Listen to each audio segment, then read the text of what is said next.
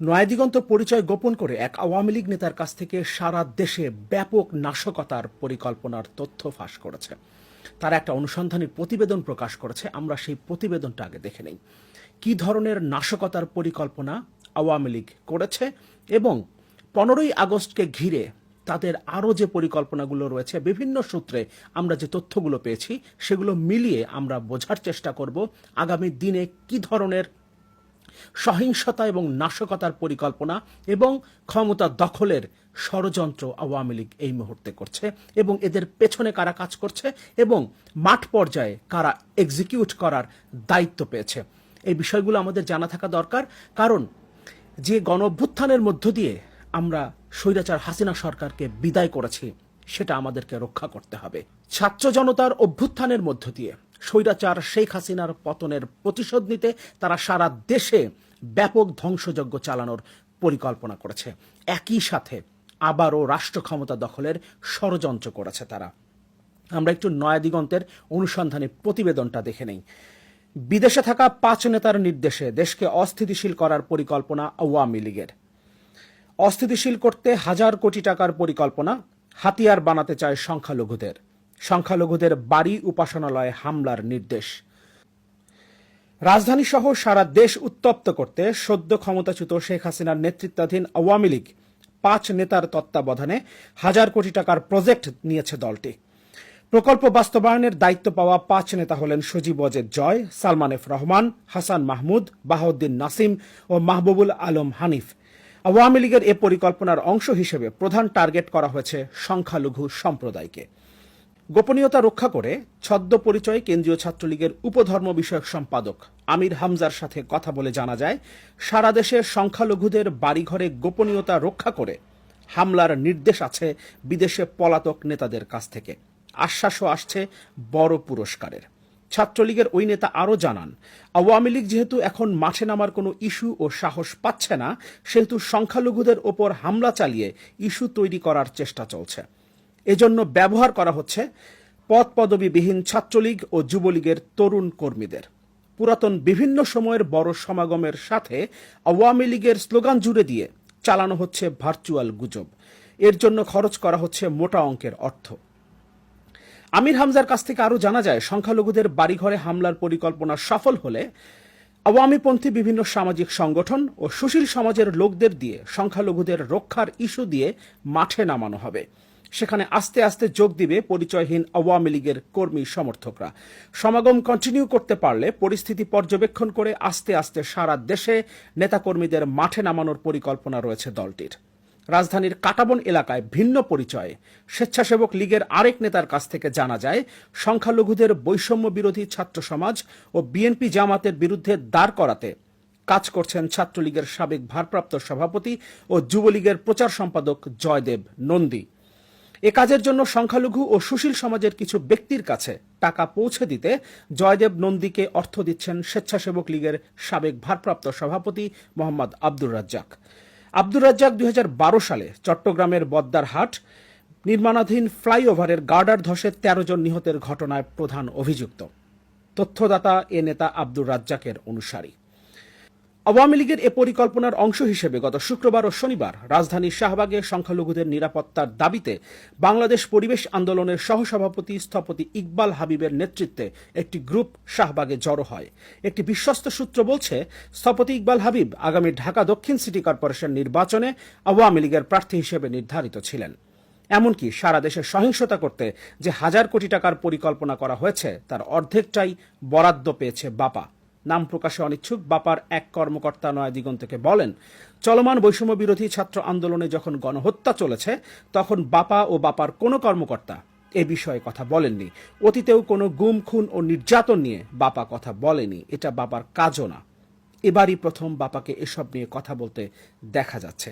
ওই কর্মকর্তা আরও জানান, মোটা অঙ্কের অর্থনৈতিক সুবিধা দিয়ে ইকবাল হাবিব এ কর্মকাণ্ডের ব্যাপারে অনেক কর্মকর্তাকে সম্পৃক্ত করেছেন। বিশ্বস্ত একটি সূত্র নয়াদিগন্তকে জানায়, এনএসআই এর সদ্য সাবেক ডিজি ডিএম জুবায়েরের তত্ত্বাবধানে ও তার ভাইরা দুবাই প্রবাসী ব্যবসায়ী আব্দুল কাইয়ুমের মাধ্যমে ঢাকার এসব সমন্বয়কারীদের কাছে বাজেটের 1/3 টাকা ইতোমধ্যে ঢাকায় পৌঁছানো হয়েছে। কিছু টাকা গত 2-3 দিনের মধ্যেই সালমান এফ রহমানের এপিএস শফিকুল ইসলামের মাধ্যমে স্থপতি ইকবাল হাবিবের কাছে পৌঁছায় বলে সূত্রটি নিশ্চিত করেছে।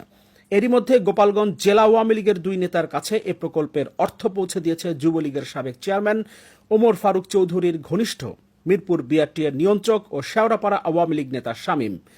6 আগস্টের পর থেকে গোপালগঞ্জে অবস্থান করছে শামীম। এ টাকার সংস্থান করেছে ছাত্রলীগের সাবেক সভাপতি ও গাইবান্ধা 5 আসনের সাবেক সংসদ সদস্য মাহমুদ হাসান রিপন।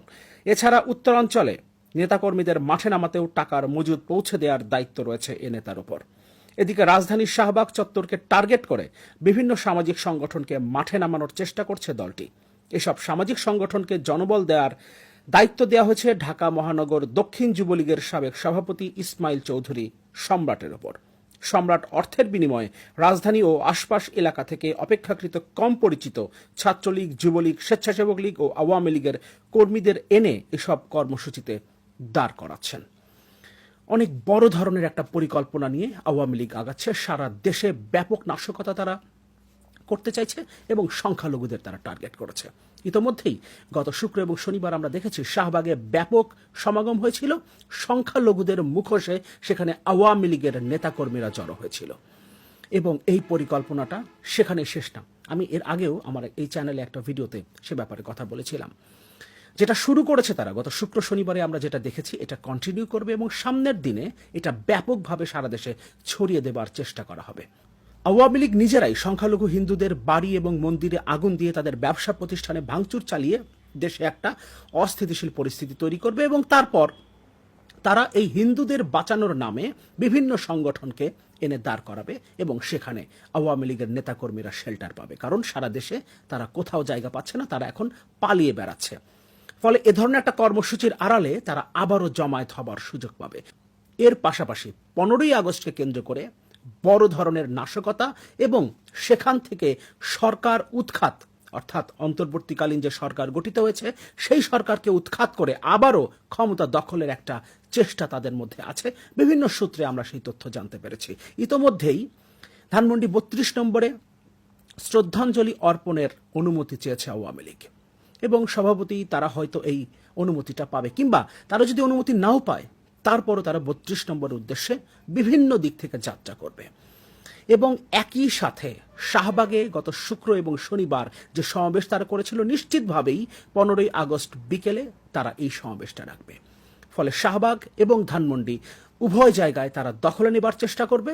পাশাপাশি বিভিন্ন সংগঠন, লেজুর ভিত্তিক যে সমস্ত সংগঠন আছে, বিভিন্ন সামাজিক সাংস্কৃতিক সংগঠন আওয়ামী লীগের, তাদেরকেও তারা একই দিনে মাঠে নামানোর চেষ্টা করবে। সবকিছু মিলিয়ে দেশকে অস্থিতিশীল করে তারা আবারও ক্ষমতা দখলের একটা চেষ্টা করছে। 15ই আগস্টই শুধু না, যদি 15ই আগস্টে তারা ব্যর্থ হয় তারপরও যে পরিকল্পনা নিয়ে তারা এগোচ্ছে এই পরিকল্পনা তারা চালিয়ে যাবার চেষ্টা করবে এবং যদি এদেরকে এখনই রুখে দেয়া না যায় তাহলে এই পরিকল্পনা অনুযায়ী সারা দেশে ব্যাপকভাবে নাশকতা শুরু করবে আওয়ামী লীগ। আওয়ামী লীগ কী ধরনের নাশকতা করতে পারে সে ব্যাপারে আমাদের ধারণা আছে। ক্ষমতার জন্য তারা যাচ্ছে তাই করতে পারে, যা ইচ্ছা করতে পারে। সর্বশেষ আমরা দেখেছি শেখ হাসিনার রিজাইন করার কিছুক্ষণ আগেও নির্দেশ দিয়েছিলেন নির্বিচারে গুলি করে মানুষ হত্যা করতে, কিন্তু তারপরও তিনি ক্ষমতায় থাকতে চেয়েছিলেন। সুতরাং আওয়ামী লীগ আবারও ক্ষমতা দখল করতে যে কোনো ধরনের নাশকতা এই দেশে চালাতে পারে। সরকারের প্রতি আহ্বান, এখনই তারা যেন এই ব্যাপারে ব্যবস্থা নেন। নয়া দিগন্ত যে রিপোর্টটা করেছে এখানে অনেকগুলো নাম উঠে এসেছে। কারা কারা মাঠের দায়িত্বে আছেন, কারা কারা পরিকল্পনা করছেন, কারা অর্থ দিচ্ছেন, সেই অর্থ কারা পৌঁছে দিচ্ছেন এবং তারা এই মুহূর্তে কোথায় অবস্থান করছেন, প্রত্যেকটা তথ্য নাম ধরে ধরে নয়া দিগন্ত এখানে উল্লেখ করেছে। ফলে সরকারের কাছে আহ্বান থাকবে, এই রিপোর্ট অনুযায়ী যাদের নাম এখানে উঠে এসেছে এবং যে পরিকল্পনার স্পটগুলো এখানে উঠে এসেছে সেই জায়গাগুলোতে তারা যেন ব্যবস্থা নেন এবং এই ব্যক্তিদেরকে, আওয়ামী লীগের এই ক্যাডারদেরকে যাতে এখনই আটক করার ব্যবস্থা করা হয়। পাশাপাশি ছাত্র জনতাকে তৈরি থাকতে হবে। শাহবাগে যে কোনো ধরনের বিশৃঙ্খলা তৈরি হতে পারে, 32 নম্বরে যে কোনো ধরনের বিশৃঙ্খলা তৈরি হতে পারে 15ই আগস্টে। একই সাথে সামাজিক সাংস্কৃতিক সংগঠনের নামেও আওয়ামী লীগ তাদের নেতাকর্মীদের নামিয়ে দিতে পারে রাস্তায়। ছাত্র জনতাকে এখন থেকেই প্রস্তুত থাকতে হবে, যে কোনো মূল্যে আওয়ামী লীগের এই নাশকতার পরিকল্পনা সফল হতে দেওয়া যাবে না। এতগুলো মানুষের জীবনের বিনিময়ে এত বড় একটা রক্তক্ষয়ী লড়াইয়ের মধ্য দিয়ে আমরা যে বিজয় অর্জন করেছি, স্বৈরাচার শেখ হাসিনাকে আমরা যে বিদায় করতে পেরেছি, আমাদের সেই বিজয় আমাদেরকেই রক্ষা করতে হবে।